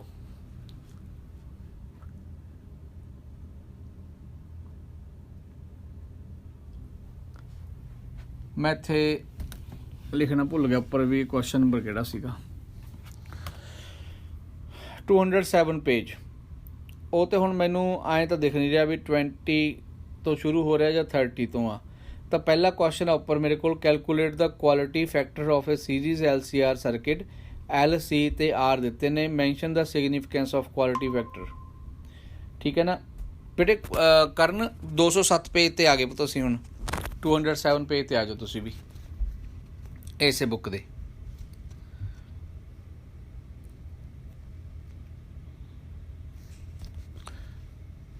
(22) आ, ओके बेटे ठीक है। हाँ 22 question, calculate the quality factor of A series LCR। देखो हुण सिंपल ही आ, क्यों फैक्टर फाइंड आउट करना आपां।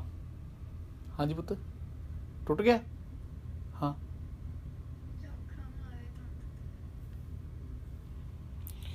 ते 23rd question, an alternating voltage given by, सानू वोल्टेज गिवन आ, ठीक है, कनैक्ट की है प्योर रजिस्टर के नाल, फ्रीकुएंसी ऑफ द सोर्स, ये क्वेश्चन मैं कराना। तो देखो V is equal to 140 sine 314T, तो इनू रजिस्टेंस के नाल कनैक्ट किया 50 ओम के नाल। जिहड़ी ये वैल्यू आ वैल्यू इनू थोड़ा जिहा आपां पढ़ते हाँ, इनू जे लिखना होवे आपां ऐ भी लिख सकते हैं ना, V0 साइन ओमेगा T, चाहे V लिख लो चाहे E लिख लो, क्योंकि वोल्टेज नू E नाल भी डिनोट कर दिंदे आपां, V नाल भी कर दिंदे आ।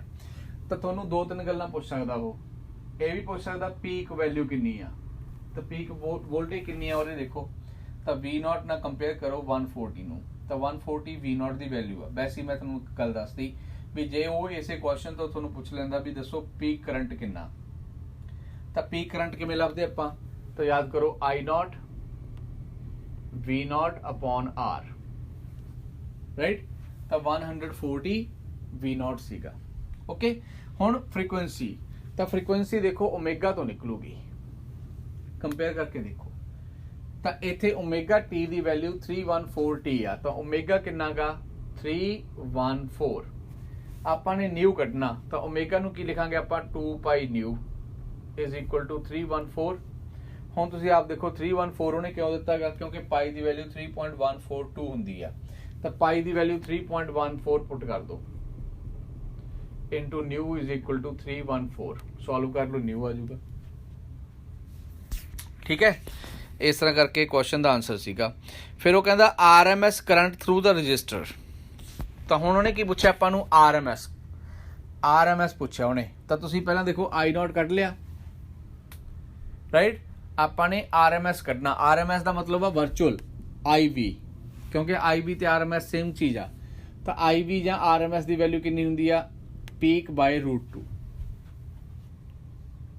ਠੀਕ ਹੈ, ਤਾਂ ਤੁਸੀਂ ਪੀਕ ਵੈਲਿਊ ਨੂੰ √2 ਨਾਲ ਡਿਵਾਈਡ ਕਰ ਦੇਣਾ। ਪੀਕ ਵੈਲਿਊ ਇੱਥੋਂ ਕੱਢ ਲਓਗੇ, ਉਹਨੂੰ ਡਿਵਾਈਡ ਕਰ ਦਿਓ √2 ਨਾਲ and you will get answer for RMS value. ਠੀਕ ਹੈ ਜੀ। ਇਹਦੇ ਨਾਲ ਦੇ ਹੁਣ ਕੁਐਸਚਨ ਨੰਬਰ 24, 25 ਇਹ ਦੋਨੇ ਹੋ ਜਾਣਗੇ ਤੁਹਾਡੇ। 26 ਵੀ ਆਪਣੇ ਆਪ ਹੋ ਜਾਣਾ ਤੁਹਾਡਾ ਕੁਐਸਚਨ। ਓਕੇ, ਸਕਰੀਨਸ਼ਾਟ ਲੈ ਲਓ ਜੇ ਲੈਣਾ।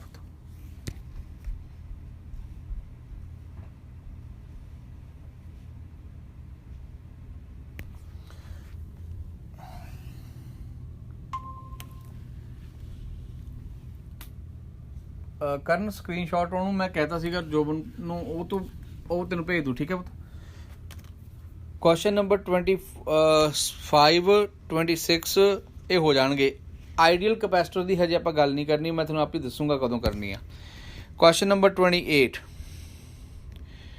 ਹੁਣ ਇਹ ਗ੍ਰਾਫ ਕਿੱਥੇ ਦਿੱਤੇ ਨੇ, ਤਾਂ ਦਿੱਤੇ ਨਹੀਂ ਗ੍ਰਾਫ, ਆ ਸੀਗੇ ਅੱਛਾ ਨਾਲ ਉੱਪਰ। Okay, the graph 1 and 2 represent the variation of the opposition offered by the circuit element to the flow of alternating current with the frequency of the applied EMF. Identify the circuit element for each graph. याद करो ਆਪਾਂ ਇਹ graph ਕੀਤੇ ਹੋਏ ਨੇ। ਇਹ graph ਹੁਣ ਤੁਸੀਂ ਧਿਆਨ ਨਾਲ ਦੇਖੋ। ਪਹਿਲਾ ਗ੍ਰਾਫ ਜਿਹੜਾ ਗਾ, ਜੇ ਤੁਸੀਂ ਦੇਖੋਗੇ 207 ਪੇਜ ਤੇ ਪਹਿਲਾ ਗ੍ਰਾਫ ਜਿਹੜਾ ਗਾ, ਗ੍ਰਾਫ ਕਿਹਦੇ ਬਿਟਵੀਨ ਆ, ਆਪੋਜੀਸ਼ਨ ਟੂ ਕਰੰਟ ਤੇ frequency. opposition to current, what does it mean?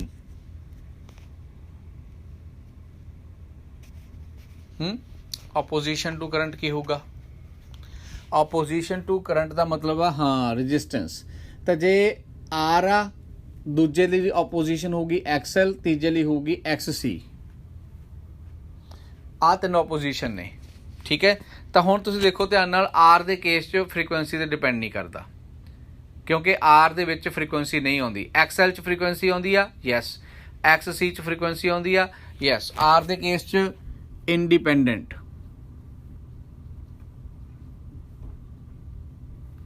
Of new ਯਾਦ ਕਰੋ। XL ਦੇ ਕੇਸ 'ਚ ਮੈਂ ਤੁਹਾਨੂੰ ਕਿਹਾ ਸੀ ਡਾਇਰੈਕਟਲੀ ਪ੍ਰਪੋਰਸ਼ਨਲ ਟੂ ਨਿਊ।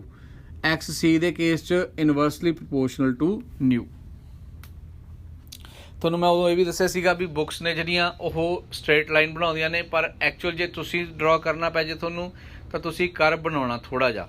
ਤਾਂ ਹੁਣ ਇਹਦਾ ਸੈਕਿੰਡ ਕਰਵ ਦੇਖੋ, ਸੈਕਿੰਡ ਗ੍ਰਾਫ ਤਾਂ ਕੀ ਹੋਊਗਾ, ਤੁਸੀਂ ਧਿਆਨ ਨਾਲ ਦੇਖੋ। XL ਡਾਇਰੈਕਟਲੀ ਪ੍ਰਪੋਰਸ਼ਨਲ ਟੂ ਨਿਊ ਨਹੀਂ ਲੱਗਦਾ ਉਹ 'ਚ, ਕਿਉਂਕਿ ਦੇਖੋ ਉੱਪਰ ਨੂੰ ਵੱਧ ਰਿਹਾ, ਜਿਵੇਂ ਫ੍ਰੀਕੁਐਂਸੀ ਵੱਧ ਰਹੀ ਆ, ਆਪੋਜੀਸ਼ਨ ਟੂ ਕਰੰਟ ਵੀ ਵੱਧ ਰਿਹਾ ਹੈਗਾ। ਤਾਂ ਜਿਹੜਾ ਦੂਜਾ ਗ੍ਰਾਫ ਆ ਉਹ L ਦਾ ਗਾ। ਠੀਕ ਹੈ, ਤਾਂ ਇਸ ਤਰ੍ਹਾਂ ਕਰਕੇ ਤੁਸੀਂ ਇਹਨੂੰ ਆਇਡੈਂਟੀਫਾਈ ਕਰ ਸਕਦੇ ਹੋ ਵੀ ਗ੍ਰਾਫ ਕਿਹੜਾ ਕਿਹੜਾ ਕਿਹਦੇ ਨਾਲ ਆਗਾ।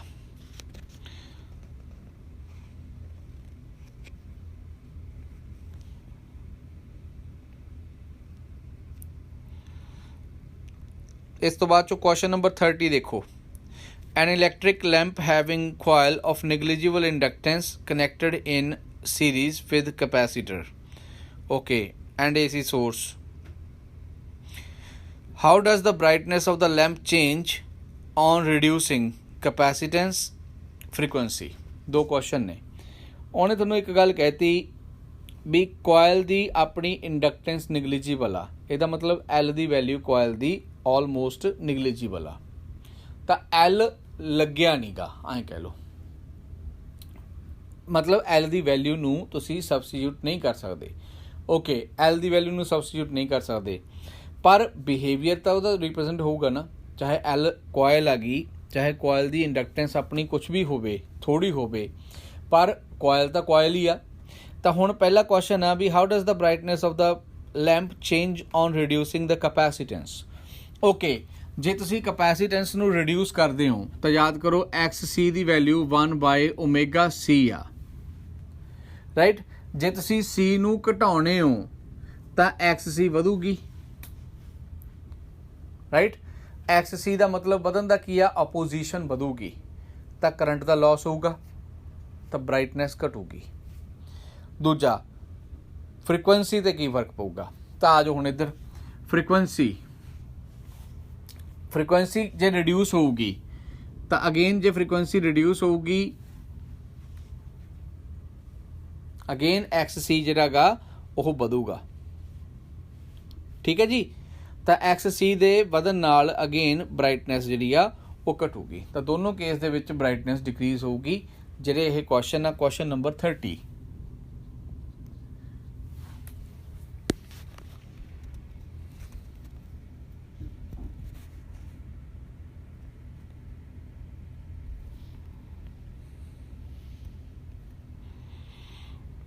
हुण मैनू इस तो बाद चो पेज नंबर भेजा सी इन्हें 209, ठीक है। इनू स्क्रीनशॉट ले लो तो 209 पेज ते आ जाओ।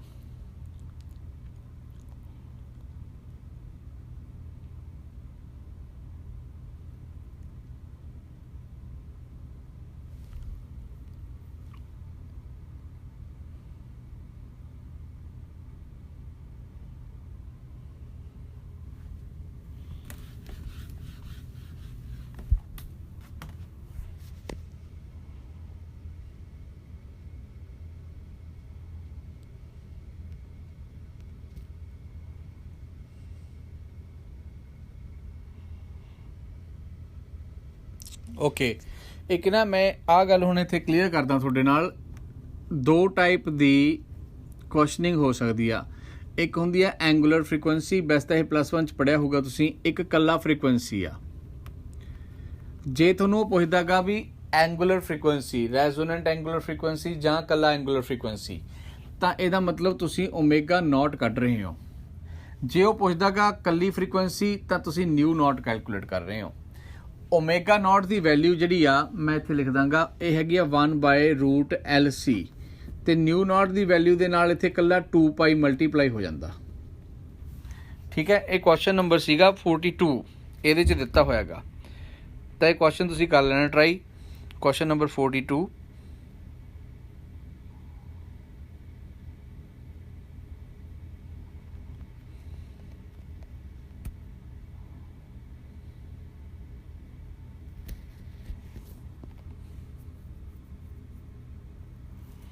ओके नैक्सट एक अपने को ना पावर का क्वेश्चन आ, एवरेज पावर। ये क्वेश्चन कई बार आया भी मैक्सीमम कदों कंज्यूम्ड होगी, मैक्सीमम कंज्यूम्ड या मैक्सीमम अब्जॉर्ब्ड।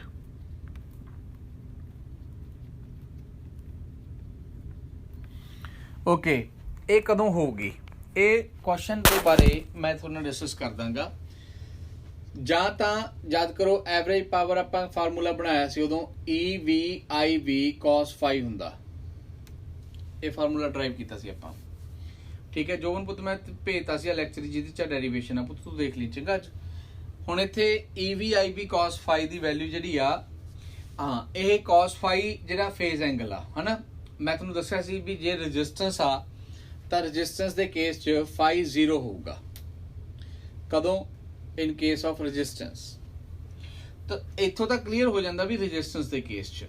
हुण तुसीं नाल ये भी याद रखना जदों Z मिनीमम होवे, क्यों? क्योंकि जदों Z मिनीमम आ याद करो उदों भी कल्ला R ही हुंदा, ते Z मिनीमम कदों हुंदा? जदों रेजोनेंस होवे।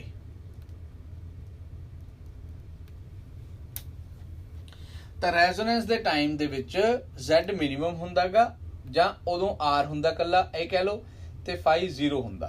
ਤੇ ਜੇ φ 0 ਆ cos 0 1 ਹੋ ਗਿਆ, ਤਾਂ ਉਸ ਟਾਈਮ ਐਵਰੇਜ ਪਾਵਰ ਜਿਹੜੀ ਆ ਉਹ ਮੈਕਸਿਮਮ ਕੰਜ਼ਿਊਮਡ ਹੋਊਗੀ। ਮੈਂ ਤੁਹਾਨੂੰ ਦੱਸਿਆ ਸੀ ਉਦੋਂ ਬਿੱਲ ਸਭ ਤੋਂ ਵੱਧ ਆਊਗਾ EV/IV, ठीक है। ਤਾਂ ਆ ਮੈਕਸਿਮਮ ਪਾਵਰ ਆ ਜਿਹੜੀ ਆਪਾਂ ਹੈਗੀ ਆ। ਤੇ ਜੇ ਆਪਣੇ ਕੋਲ ਦੋ ਵੈਲਿਊਜ਼ ਦਿੱਤੀਆਂ ਨੇ, ਜਿਵੇਂ ਮੰਨ ਲਓ ਹੁਣ ਤੁਹਾਨੂੰ ਕਹਿ ਦੇਣ ਵੀ ਉਹ π/4 ਐਂਗਲ ਆ ਜਾਂ ਹੋਰ ਆ ਜੋ ਵੀ ਆ, ਉਹਦੇ ਨਾਲ ਪਾਵਰ ਦਾ ਆਨਸਰ ਅਲੱਗ ਆਊਗਾ।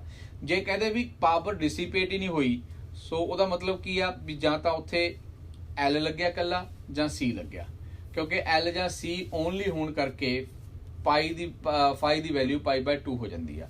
ਇਹ ਕੁਐਸਚਨ ਜਿਹੜਾ ਸੀਗਾ ਮੈਂ ਤੇ ਤੁਹਾਨੂੰ ਦੱਸਦਾ ਕਿਹੜਾ ਕੁਐਸਚਨ ਹੈ ਇਹ, ਤੇ ਇਹ ਕੁਐਸਚਨ ਤੁਸੀਂ ਕਰਕੇ ਦੇਖਣਾ ਆਪਣੇ ਆਪ।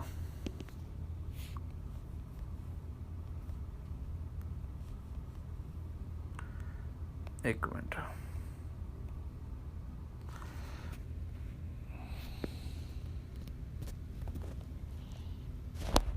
क्वेश्चन नंबर 44 आगा ऑन पेज 209। ठीक है, आ जो फार्मूला गा आपां लिखा इत्थे ये हैगा गा 44 क्वेश्चन ऑन पेज 209। ठीक है, इस तरह के क्वेश्चन ने